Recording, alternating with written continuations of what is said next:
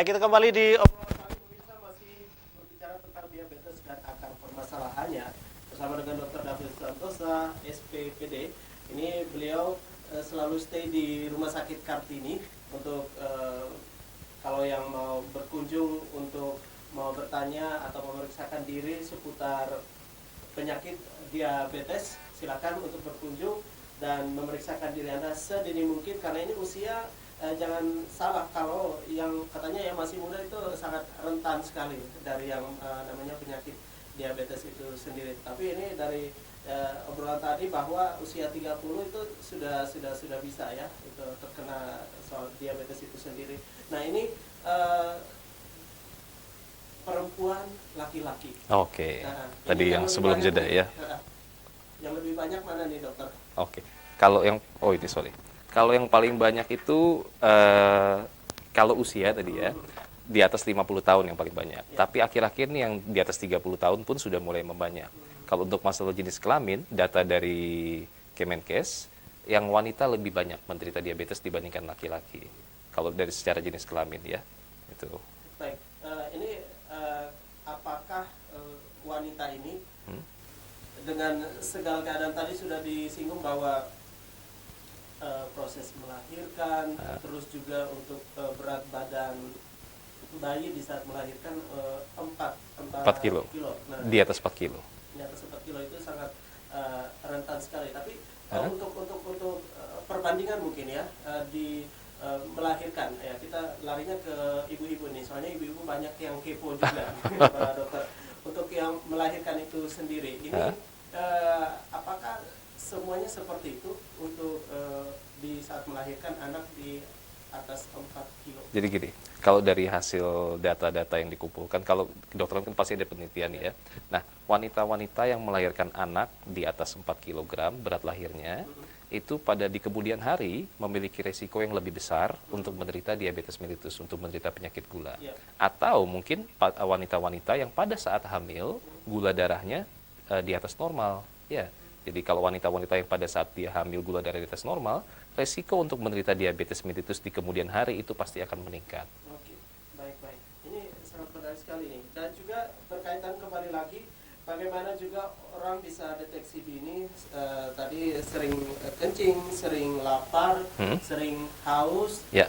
Tapi dari 3 ini cuma satu saja nih, misalnya sering haus. Oke. Itu gimana, dokter? Jadi gini, yang dimaksud sering haus di sini kita harus lihat dulu ya. Mungkin kalau di NTT kan panas. Jadi kalau panas, sering minum, sering haus, ya wajar. Tapi yang dikatakan gejala klasik sakit gula, 3P tadi, disertai penurunan berat badan. Sering lapar, sering haus, sering kencing. Ya, ditambah penurunan berat badan yang tidak diinginkan ya. Kalau saya lagi pengen diet, pengen turun berat badan, itu namanya ya saya memang pengen turun berat badan.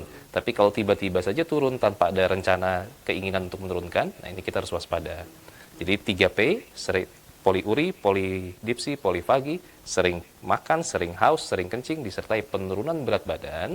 Jika ada penonton AFB TV yang menderita kondisi seperti ini, segera periksakan kadar gulanya. Itu yang paling penting, deteksi dini. Karena deteksi dini kenapa penting? Jadi gini, bayangkan kalau kita punya rumahnya baru terbakar sedikit, kita sudah tahu, langsung padamkan apinya. Dibandingkan kita tidak tahu rumahnya terbakar, kita diamkan bertahun-tahun, terbakarnya semakin besar, lebih susah memadamkannya. Dan pada saat sudah padam pun kondisinya sudah lebih jelek dibandingkan waktu ketahuan pada saat masih kecil. Oke, baik, menarik sekali. Ini saya langsung sambung nih soal kebakar kecil, ya itu udah tahu ya, apalagi kalau sudah besar. Nah, ini saya nyambung nih untuk pola pikir ya, mindset dari masyarakat sendiri. Gula kering, gula basah. Nah, ini menarik ini. Tolong dijawab dulu. Ini saya sering nih mendengar pasien, dok saya ini gula kering atau gula basah? Sakit gula ya sakit gula, nggak ada kering dan basah. Perbedaannya kalau mungkin di masyarakat awam ya, kalau basah tuh mereka melihat kakinya ada luka yang tidak kering-kering, basah. Tapi sakit gula, ada juga orang yang sakit gula yang tidak luka. Tapi dua-duanya memang sakit gula, nggak ada bedanya sakit gula kering dan gula basah. Cuman yang satu mengalami infeksi di kaki atau seringnya di kaki ya, dan tidak sembuh-sembuh, makanya nampak basah. Hanya itu saja.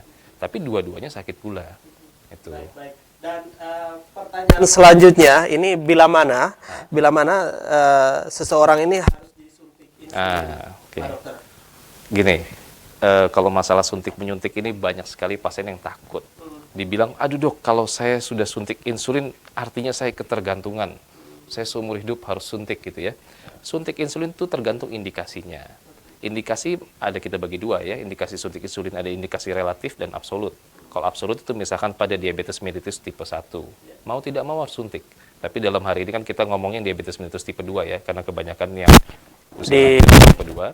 Nah, indikasi suntik insulin itu macam-macam. Misalkan pertama ya, kita orang baru tidak ada indikasi yang harus segera disuntik ya. Kita kasih obat minum dulu nih, kasih obat minum dulu, evaluasi beberapa bulan, tapi gulanya ternyata tidak turun-turun, tidak bagus-bagus, tidak mencapai target. Dan HbA1c-nya di atas 9. HbA1c adalah kadar rata-rata gula dalam 3 bulan terakhir. Jika ini di atas ada rentan waktunya. Jika ini di atas 9, terus gulanya dengan obat minum saja tidak terkendali, kita harus pertimbangkan untuk pemberian obat insulin suntik, ya. Atau yang lain, misalkan dia ada infeksi, contoh sederhana tadi yang gula, kata orang bilang gula basah itu, di kakinya ada luka yang tidak sembuh-sembuh. Nah, ini adalah salah satu indikasi untuk segera dilakukan pemberian insulin. Karena kalau ada luka, kita hanya lukanya jelek sekali misalkan ya, kita hanya pakai obat minum saja, lebih sulit untuk memperbaiki lukanya ini. Jadi kalau ada infeksi yang berat gitu ya, ada infeksi lah sederhananya yang tadi luka di kaki, itu adalah indikasi pengurangan insulin. Oke, nah ini pengalaman dokter sendiri di lapangan untuk menangani pasien diabetes itu sendiri, untuk keinginan untuk suntik insulin ini perbandingannya seperti apa sih dokter? Kalau data perbandingan saya jujur nggak punya ya, tapi pada prinsipnya pasien itu biasa butuh bukti, ya. Banyak jadi gini, banyak kita di dunia itu seperti Thomas. Thomas itu setelah melihat baru percaya. Nah, banyak pasien itu setelah suntik merasa badan lebih enak, malah senang suntik. Awalnya takut kan, nggak mau suntik gitu. Tapi setelah seperti Thomas tadi, setelah suntik merasa badan lebih enak, ya sudah nggak usah disuruh pun dia suntik sendiri. Oke.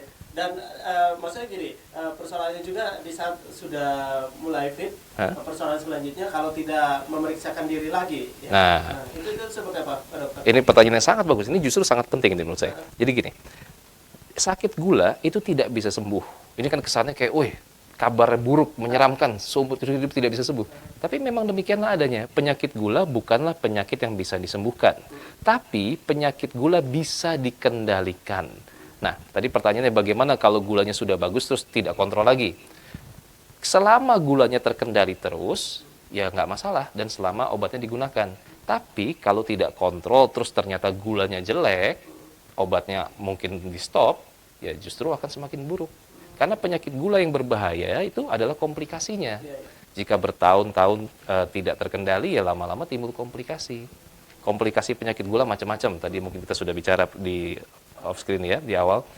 Misalkan stroke, mata bisa terganggu, bisa gangguan penglihatan, serangan jantung, sakit jantung, ya, gagal ginjal, dan juga luka-luka tadi yang nggak sembuh-sembuh, macam-macam lah. Komplikasi di pembuluh darah ya. Oke, baik. Pak Dokter, ini yang berikut lagi pertanyaan berkaitan juga dengan kalau ya apakah ada hubungannya juga dengan usia ataukah gen. Nah, untuk faktor manusianya, faktor orang untuk terkena diabetes itu sendiri ini usia 30 ya untuk yang sekarang ini. Nah, tetapi juga apakah di bawah usia 30, artinya dari usia dari lahir sampai ke 29 sampai mendekati 30. Nah, ini rentan tidak dengan diabetes? Oke, kalau yang dari lahir sakit gula itu namanya DM tipe 1. Jadi baru lahir atau mungkin pada saat usia masih kecil gitu ya, sel pankreasnya sudah mengalami kerusakan sehingga insulinnya kurang. Itu yang namanya diabetes mellitus tipe 1.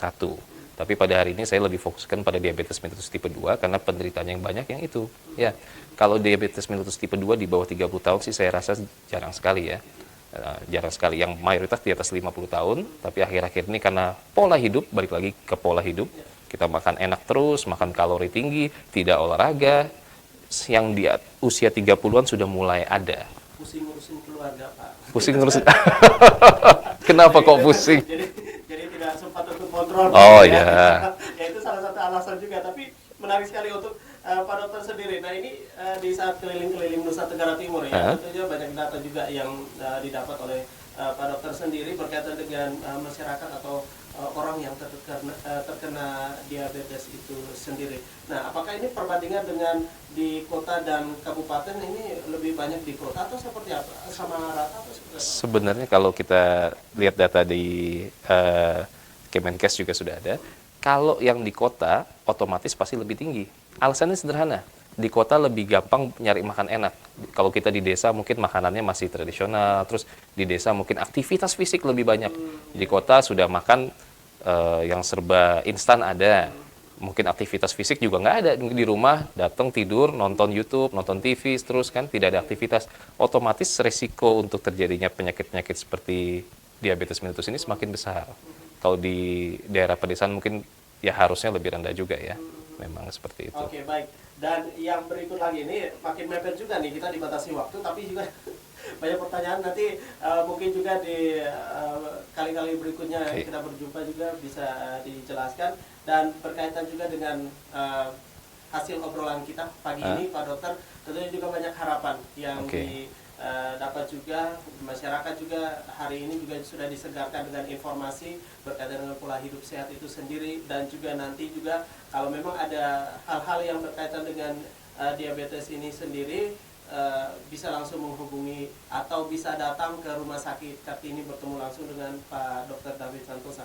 Nah ini seperti apa? Artinya sebagai closing statement dari obrolan pagi kita. Kalau pagi hari ini yang ingin saya tekankan itu sebenarnya satu hal loh, deteksi dini. Jadi saya yakin angka di NTT yang katanya penderita gula terendah se-Indonesia 1,2% di Provinsi NTT, ini saya cukup yakin bahwa sekarang 0,8 ya, 0,8%, bahwa saya cukup yakin banyak yang belum terdeteksi. Jadi di kesempatan yang baik pagi hari ini saya ingin sampaikan kalau ada penonton AFB TV yang memiliki gejala 3P, poliuri, polidipsi, polifagi, sering kencing, sering lapar, sering haus, dan berat badan turun, segera periksakan kadar gulanya. Ya, kalau saya pribadi, saya praktek yang utamanya memang di Rumah Sakit Kartini, tapi saya juga ada praktek di Siloam dan di Rumah Sakit Carolus Borromeus. Dan kalau dari Kartini, memang Rumah Sakit Kartini layanan unggulannya adalah diabetes mellitus. Jadi kalau mau memeriksakan gula ke Kartini ya cocok sekali. Karena Rumah Sakit Kartini layanan unggulannya adalah pelayanan untuk penyakit gula, diabetes mellitus, dan penyakit mata. Jadi kalau ada penonton yang mungkin matanya katarak atau gangguan penglihatan, datang ke Rumah Sakit Kartini itu menurut saya sudah sangat pas. Atau mungkin juga gangguan mata juga mungkin berkaitan juga dengan diabetes juga. Ya, betul. Ke Kartini. Sudah Jadi, pas itu ke Kartini. Kalau penyakit gula dan penyakit mata. Jadi sekali mendayung 2 pulau terlampaui. Ya. Baik sekali, terima kasih Pak Dr. David Santosa untuk informasinya bagi kita di pagi ini. Dan juga untuk Anda semuanya, semoga bermanfaat obrolan pagi kita. Informasi yang sangat menarik berkaitan dengan diabetes dan akar permasalahannya sudah dijelaskan oleh narasumber kita pagi ini. Kita jumpa lagi di lain waktu pemirsa dengan tema obrolan yang berbeda. Sampai jumpa.